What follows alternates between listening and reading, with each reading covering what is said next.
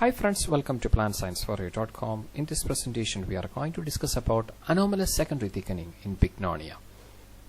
And Bignonia, this is a plant, and this plant is a climber. First of all, starting with an introduction about secondary thickening. Secondary thickening is simply growth in thickness of the plant by the activity of two laterally placed meristem, the vascular cambium and the core cambium. Plants are capable of indefinite growth due to the presence of meristems. These meristems include shoot apical meristem and root apical meristem that is involved in growth in length of the plant, whereas growth in thickness is carried out by the activity of vascular cambium and core cambium. Vascular cambium is present at the central region inside the stele, whereas core cambium is present at the cortical region. Both these cambium are responsible for secondary growth in dicot plants. Now, what do you mean by anomalous secondary thickening? Any deviation from the normal growth pattern is considered as anomalous. Normal activity of vascular cambium and core cambium results in normal secondary growth. Any deviation from its normal pattern of growth is considered as anomalous secondary thickening. What are the reasons for anomalous secondary thickening? The reasons include unusual position of the cambium, abnormal activity of the cambium, formation of more than one ring of cambia, maybe on the stellar region or maybe on the extrastellar region, and formation of extrastellar cambial ring in the cortical region. Normally, only core cambium is present in the cortical region, and sometimes many cambium may be present on the cortical region that lead to anomalous secondary thickening.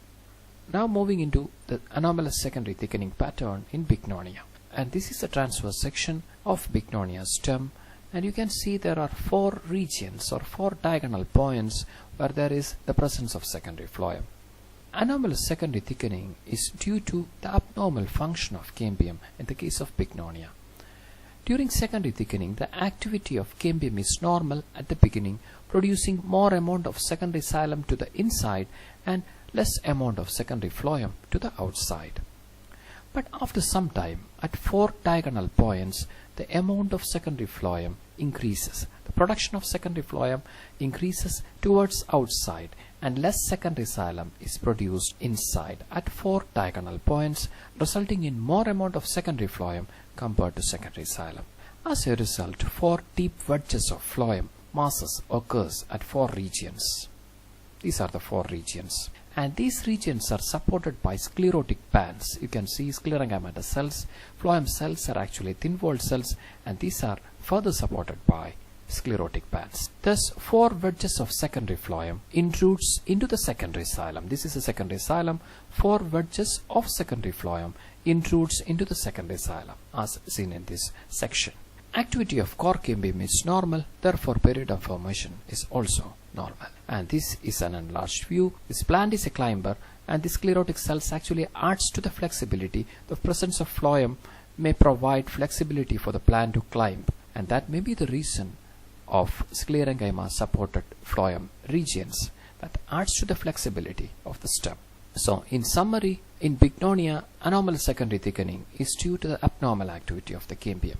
At four diagonal points, more amount of secondary phloem is produced and less amount of secondary xylem is produced. As a result, at the end, there are four phloem regions or secondary phloem regions that intrudes into the xylem, and these are supported by sclerotic bands. Hope things are clear. You are with plantscienceforyou.com. Thank you so much for your support.